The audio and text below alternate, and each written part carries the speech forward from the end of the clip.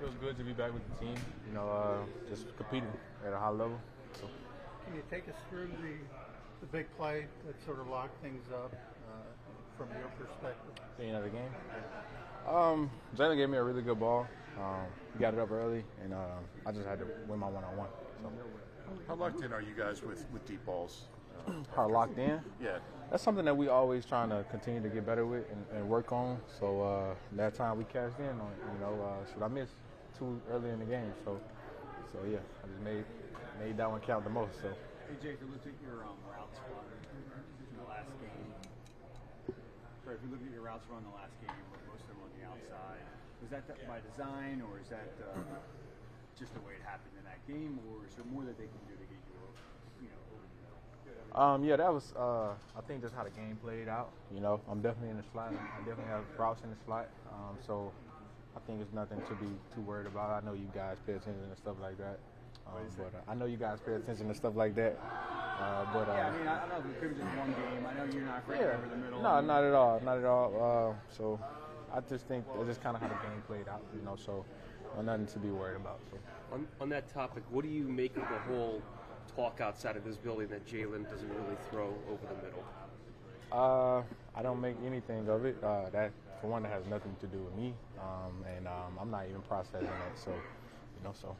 AJ, 2 years ago, before the Tennessee game, you spent the week saying it wasn't a big deal. Then after the game, you said it was a big deal. How do you think kind of Saquon is processing this week, given that it's a comparable situation?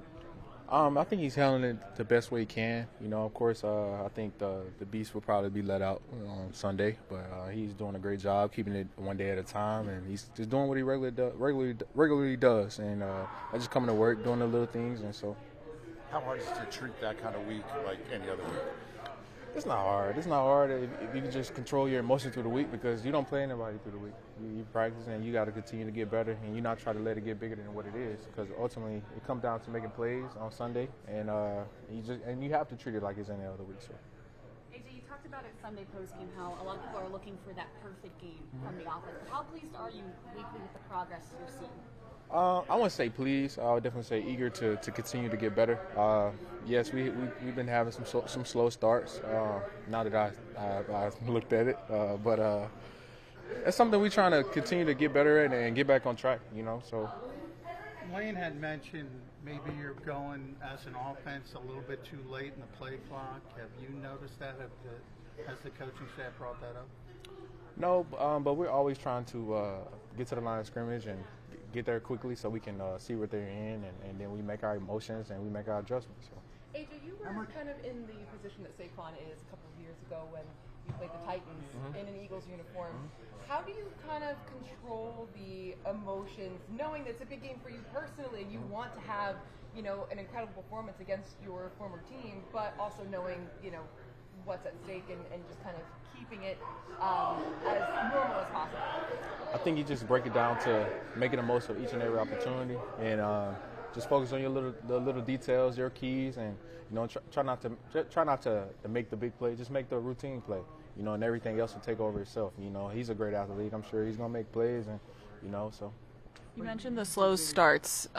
Is there anything you guys are doing this week to try to jumpstart something early for the offense, or do you just try to block it out and stick to what you do? It's something that we're trying to work on. I don't know if it's necessarily something that we can just focus on, or we're going to start practice fast, so something like that or whatever. But we're just trying to keep doing what we're doing and just keep trying to get better. And like I said, in the game, like the first drive, if I get my head around quickly, I get everything going. I was a little rusty, so I took part of that. So then the second drive, just missed. So stuff like that happens. I'm taking responsibility on my part. So. Do you feel like you've been able to effectively shake off more of that rust this week? Yeah, most definitely. As the game got going, I settled in, and I felt okay again, just to get going and playing football. So you guys saw a fair amount of man coverage last week versus Cleveland. How is their coverages and their calls different with a new coordinator? They do a lot of different things. I won't get into that, but they do a lot of different things. So we'll be ready for whatever they throw at us, and we got to do a good job. If they do something that we haven't seen, we have to adjust. So. I know you pay attention to young receivers. What stands out about Malik Neighbors? Man, he's a very explosive receiver, man. I'm definitely a fan. I know he only plays so many games, but man, he's a talent that's gonna be around for a long time, and I'm excited to see how his future plays out. You know, and hats off to him, and good luck to him in the future. So much is made of the MetLife turf, and I forget if that was the game last year where you got injured before the playoffs at the Giants. I guess, what do you make of the MetLife turf, and what are your emotions going back to that stadium? I made nothing of it. I know you're a student of the game. Deontay Banks, any of the corners stand out for you? Deontay Banks is a really good corner. He's a young corner, but he's really talented. You know, he's gonna compete. He's gonna play hard, and you know. So. I'm curious your perspective. Saquon was talking about how the Eagles are a player-led team. What's the you've seen what it's like elsewhere. What's the value and like the meaning of a player-led team? I seen both sides. There's pros and cons to both sides. It just depends on how you look at it, you know. I'm just gonna leave it at that.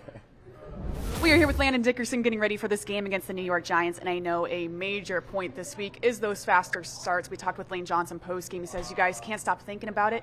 What are you doing to fix it? I mean, really, it's just, going out there, evaluating, why are these drives getting stopped early? Why aren't we putting stuff together, in the first quarter, even in the first drive? And, there's really no reason for us to be able to not go out there and, put a good drive together the first time. So I think for us, really, it's, sitting back as players and coaches evaluating, what can we do to make these adjustments once we get in there? Because, football is a game of, we have a game plan, they have a game plan. Obviously, we don't talk about that. So we got to go out there and, whatever they present us, we got to make those adjustments quicker and be able to execute at a high level. Is that something you pinpoint on film and you see right away, or is it something you have to practice to get going? Well, no, it's like I said, it's you don't really know what the other team's going to give you. So we just have to go out there and, as plays go on, drives go on, you come to the sideline, you got to say, hey, maybe we weren't seeing this look before. We got to make these adjustments, get to these plays. So in the back of your head, you're kind of always thinking of, we've seen what they've done in the past. We have answers to that, but what are the new things, right? They present new things, right? What are our answers to that? Just getting to those quicker. And I got to imagine divisional opponents maybe seeing these guys twice a year. I know you're going to see the Giants here first, but is that maybe an advantage with the faster starts? Do you kind of know what they're going to throw at you? I mean, you never really know because they can change it up from one game to the next. So there's no promises of anything, right? There's the only promise is that we're playing on Sunday. So we go out there, we kind of have a general idea of what they've done in the past, what we could expect, but at the end of the day, you never really know. Right. And Jordan Mailata, he told us he's going to miss a couple weeks here. This is a big test against this Giants defensive line. How do you think you guys are going to be able to step up and come with this challenge? Yeah, I think we're in a good spot, and we've all been on the same page in the offensive line room that it takes everybody in there to get through a season. And I'm so happy with Fred and all the other guys that may have to step in because every week, even though they might not be the starter, they're preparing like they are the starter, right? They go into meetings and it's not just those 5 guys that we think are starting for the week answering questions, talking about stuff. It's everybody in that room having discussions, figuring things out, working through it like there's 12 starters in there. So I have a lot of faith in Fred. I have a great relationship with him. So I really look forward to seeing what we can do. I know we went in New Orleans when Lane went out, so I mean he did a great job then. So I think he's going to do great. And this team sitting right now at 3-2, and I know A.J. Brown, for example, talked about it post-game, how everyone is just searching for this perfect game. And we all know that's what fans want to see is this explosive offense. But how much are you preaching that you might have to be patient? I mean, there's a lot of newness going on with both sides of the ball right now. So the big thing is football teams have a 1-year expiration date, right? So even if you're retaining most of the guys, it's still a new team every single year. We have a lot of, great players, AJ, Devontae, Saquon, DeJean. I mean, just Dallas, the list goes on and on. But the thing is that it might not come together right away. And the thing that, we look for and we want to see is, evaluating the mistakes that we make and fixing those each and every day. So to people on the outside, the best thing I say is kind of like braces, right? You get braces on. There's little fixes that happen every time you go to the orthodontist, but you don't go from, crooked teeth to straight teeth right away. Right, so it's the little things that we're evaluating, every practice, every walkthrough, every meeting, and fixing those little things and get better at those, and eventually you get to the point where things start looking good. That is a great analogy. I never thought of it that way. Thank you so much for taking the time. Absolutely. Excited. It's my first time, obviously, like you said, first time playing a divisional opponent. It's just same challenges as any other NFL game. They got a lot of talent, on their side of the ball. So it'll be a good challenge for us. Got to prepare throughout the week. To be able to play your best on Sunday. What have you learned about the NFC East since joining the Eagles, and what have your teammates told you about the division? Yeah, the rivalries within the division are true. They're big games. Obviously, a lot of people know that. A lot of trash talk between the fan bases back and forth. Which is always good. You got passionate fans. But divisional games are always big games. We play these teams twice a year. So you gotta be able to prepare to really play your best. Against those divisional opponents. You mentioned the fans. What exactly has stood out to you about how much games like this, Giants, Cowboys, Commanders, mean to the fan base? Yeah, I've seen how passionate they are on social media, and things like that. Just how much I feel like these games almost mean more, to the fans than the out of division games. Just because there's so much back and forth between the divisional opponents. But it's good to have fans that are passionate like that.